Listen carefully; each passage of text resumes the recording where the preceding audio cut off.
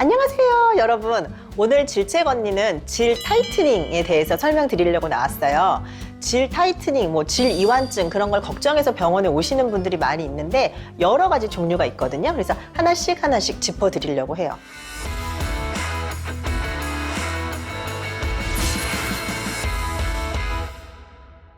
나는 질 이완증이 걱정돼서 나는 수술을 하거나 뭔가 하고 싶다. 하고는 싶은데 첫 번째, 나는 수술이 너무 무섭다. 난 아픈 거 싫다 하시는 분. 두 번째, 수술하고 나서는 그래도 한 6주에서 8주 정도는 성관계를 못 하는데 나는 그 시간을 못 참겠다 하시는 분들. 세 번째, 나는 너무 바쁘다. 나는 수술 전 검사하고 수술하느라고 하루 병간에서 회사에서 빠지고 나는 그런 시간이 없다. 이런 경우에 있어서는 통증 없이 짧은 시간 내에 시술하고 효과를 빨리 볼 수 있는 질 타이트닝 레이저 시술을 권해드립니다. 우리 여자들 젤 네일 하는 것도 1시간 반 걸리거든요.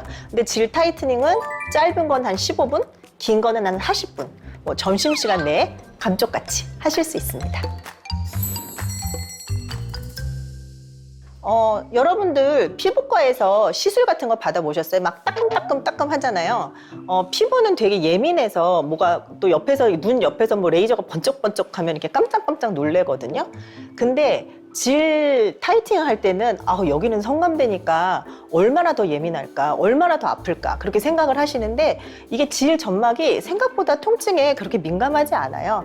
그래서 일반적으로 대부분 마취 없이 시술 받으실 수 있어요. 그게 이런 시술들이 레이저 시술이라고 하기는 하지만 이게 초음파 시술도 있고 고주파 시술도 있고 레이저 시술도 있거든요. 기본적으로 작은 상처를 만드는 원리예요. 근데 그렇게 큰 상처를 내는 게 아니라 짜잘하게 그러니까 보이지 않는 그런 상처를 만들면 그거를 회복하기 위해서 콜라겐도 오고 그 다음에 이제 작은 혈관들이 그런데 신생 혈관들이 생겨서 혈류가 많이 가고 그러면 보다 더 촉촉해지고 수분감 있는 그리고 건강하고 탄력 있는 질을 만들어주는 거죠. 제가 항상 얘기하는 촉촉하고 쫀쫀하게 질을 건강하게 만들어주는 원리랍니다. 우선 질 성형 수술을 하는 것보다 이렇게 질 타이트닝 시술에 적합한 사람들은 어떤 사람들일까요?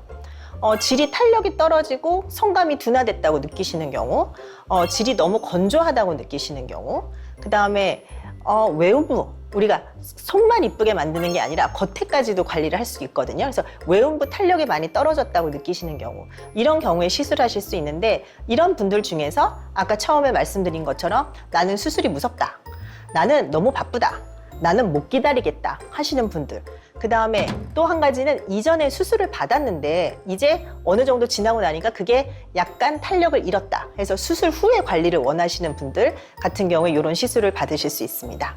적합하지 않는 경우도 있나요? 저는 질 타이트닝 하면 안 되는 경우도 있나요? 이렇게 물어보시는 분들 계시는데 임신한 경우에 있어서는 권장해드리진 않고요. 출산하고 나서 아직 회복기에 있으신 분들 같은 경우에 있어도 권장하지 않고 치료되지 않은 질 출혈이라든지 질의 염증이라든지 그런 게 있는 경우라면 그게 다 치료된 다음에 시술을 하시는 게 좋으실 것 같아요.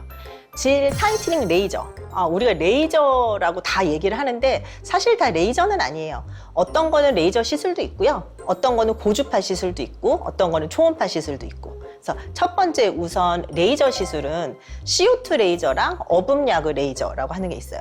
레이저 하면 우리 눈에서 레이저 쏜다 하는 그런 식으로 알고 계시잖아요. 그런 식으로 해서 우리가 메스 대신에 칼 대신에 쓰는 거는 약간 연필처럼 생겼다고 그래야 되나? 이렇게 침처럼 생겨 있는 그런 레이저는 우리가 수술을 할 때 사용을 하고요.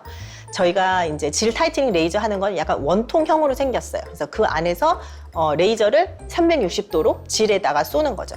그러면은 그 안쪽에 상처가 생기면서 회복되는 과정에서 질을 촉촉하게 만드는 거고, CO2 레이저든 어분야그 레이저든 그 표면에서 이제 물을 흡수하는 그런 성질이 있기 때문에 질 건조증에 상당히 효과적이에요. 시술 시간도 적게 걸리고 회복도 좀 빠르고 오래 걸리진 않고. 두 번째로 설명해 드릴 거는 고주파 시술인데요. 그 피부과에서 하는 되게 비싼 시술 중에 써마지라고 하는 시술이 있어요. 그게 이제 바로 고주파 시술인데 그거를 질에다가 하는 거죠. 고주파는 전기 에너지가 플러스 마이너스 왔다 갔다 그러면서 막 열 에너지를 발생시키는 거예요. 그게 완전 표면에 작용을 하는 건 아니고 안쪽으로 해서 작용을 하고 거기를 수축시키는 역할을 하고요. 질이 360도로 되어 있잖아요. 그러니까 우리가 360도를 다 이제 돌아가면서 하는데 이게 위쪽은 이제 요도 쪽이랑 가깝단 말이에요. 그러면 거기는 통통하게 해주면은 요실금 증상 같은 것도 많이 완화되고 하는 그런 게 있어요.